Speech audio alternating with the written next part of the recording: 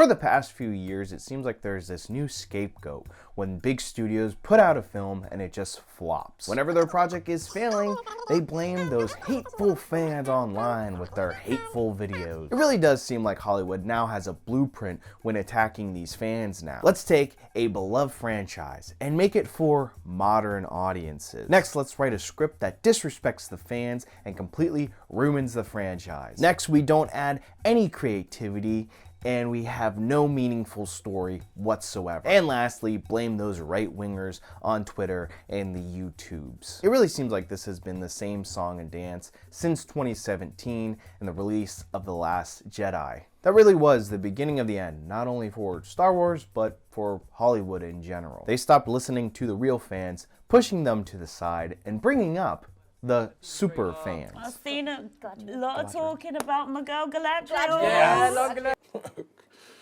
A recent Variety article popped up and it really caught my eye discussing this very topic of toxic fans. Toxic fandom, how Hollywood is battling fans who are just out for blood, from social media boot camps to super fan focus groups. Ah yes, the fans who are just out for blood, aka the majority of people who just want a better project. The article starts off very strong by mentioning the Acolyte, of course. They talk about Amanda Stenberg's Instagram video post. Oh god, no, not the music video. I'm talking about the video she posted where she calls all the criticism right-wingers and calls them all the N-words. Nazis. And that's when we started experiencing a rampage of I would say hyper-conservative, bigotry. Honestly, you should have known this show was going to be shit when it took 4 years to produce. We had to wait 4 years, and this is the best they could come up with. Power of one, the power of two, the power of many.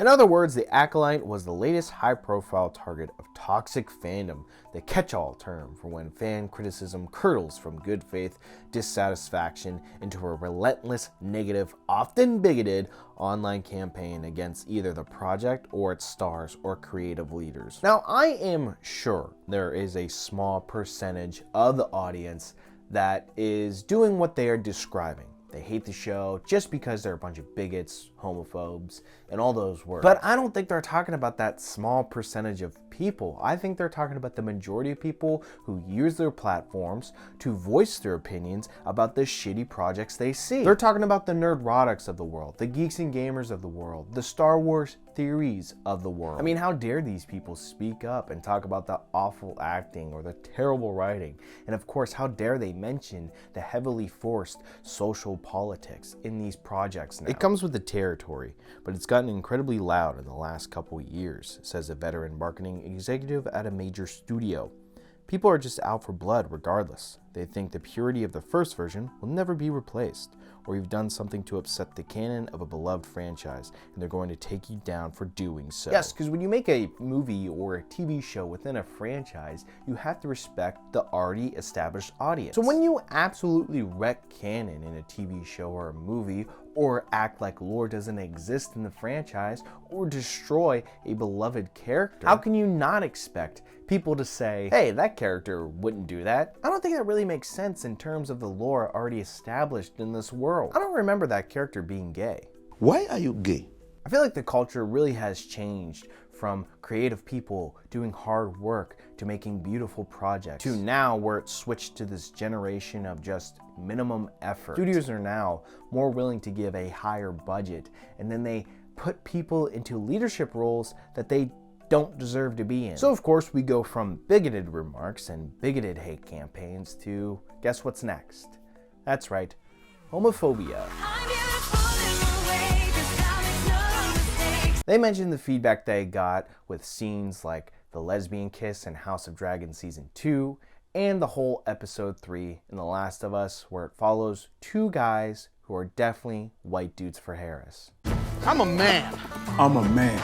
I'm a man, man. I mean, don't get me wrong, the fans critiqued these moments in the respective series because they did feel kind of out of place and forced a little bit. But overall, both these TV shows were received very well among the fans. But this article doesn't seem to mention that. Just as frequently, the backlash begins before the project has seen the light of day. A Reddit mega thread dedicated to outrage over Bridgerton casting a black woman as a love interest for Francesca. Social media epithets directed at the actors of color cast as elves and dwarves in The Lord of the Rings: The Rings of Power. Death threats aimed at Leslie Jones during the press tour of 2016's Ghostbusters. If I'm being honest, I have heard of no fan revolts over the casting at Bridgerton, because I'm pretty sure that cast is already diverse enough for a Victorian-era English show. And I thought that show was well liked too.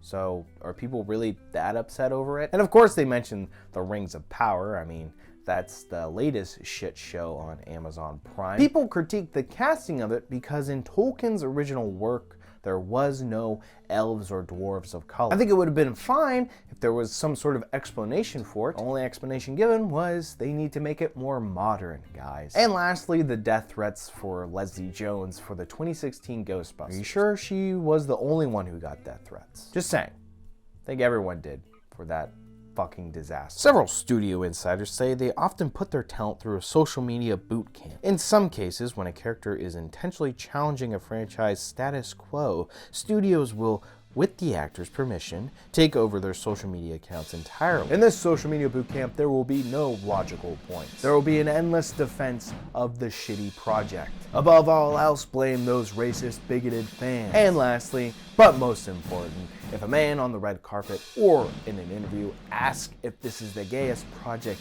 yet, you will respond with glee and answer yes. But while they still complain about these toxic fans out and about, there is one way to fix it, or at least mitigate the criticism. You could just leave all those beloved franchises alone and in the past, and create your own. That way you can't really mess up the already pre-established lore or the pre-established characters. And hey, if the modern audience you seem to think exists is out there and is willing to see your project, then this will be perfect for them. But we know that won't happen because in Hollywood right now, there is not a single person at the top with a bone of creativity. In the end, if Hollywood keeps critiquing the fans they are trying to sell their product to, it's not gonna end well for them. I mean, at this point, they're really trying to shut up these fans. They just want you to lay low and just consume what they give you. Don't ask questions. Just consume product and then get excited for next product. Don't do anything.